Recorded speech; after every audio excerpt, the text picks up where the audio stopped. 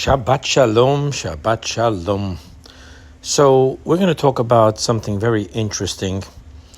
You know, the evolution of the Holy Temple, it began as the tabernacle built by Moses, and then after that it went through a different 14-year process when Joshua took us into Israel.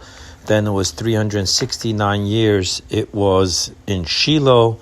Over there, the walls were already made out of permanent bricks, but the roof was still made out of the curtains. And then there was another process of evolution until finally King David brought it to Jerusalem and he prepared the Holy Temple, and King Solomon built the Holy Temple. So we're going to talk about the difference between the tabernacle and the Holy Temple. So the tabernacle built by Moses, while it was standing where it was standing, the ground, its floor, the ground of the desert, had specific laws of holiness. However, once the tabernacle moved, that specific spot was no more holy. Just like with the Mount Sinai. During the Ten Commandments, it was holy, and then after that, people were allowed to walk up, take their animals up there. However, the Holy Temple, the floor itself, the place of the Holy Temple, the ground of the Holy Temple becomes eternally holy.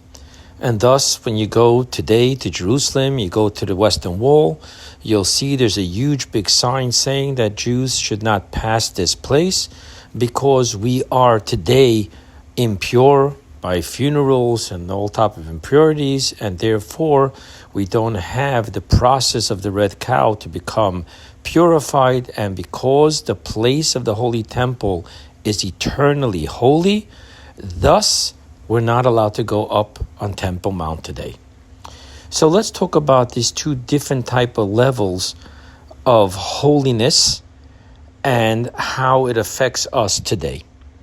So you have the holiness of the tabernacle, that as long as the tabernacle is there, the holy vessels, the holy walls, the holy roofs, the holiness of the tabernacle imposes itself upon the ground in which it stands. However, that holiness does not permeate the ground and become the ground's own holiness. Then you have the holiness of the Holy Temple, in which even 2,000 years after the Holy Temple was destroyed, but because the holiness permeated the ground and the ground now took on its own holiness of the place of the Holy Temple, and therefore it's eternal.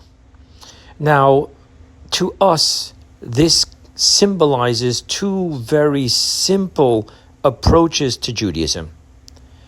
One is that Judaism, holiness, our service, our spirituality imposes itself upon our home, imposes itself upon our office, but not that it has become our home, it has become our office. Then there's another way of serving God, in which our Jewishness, our spirituality permeates our home, permeates our offices, permeates our vacations, and it now becomes that the home itself, our ground, so to speak, takes on its own holiness and is eternally holy. And thus everything becomes a mini holy temple to God. Our home, just like our shul, is our sanctuary.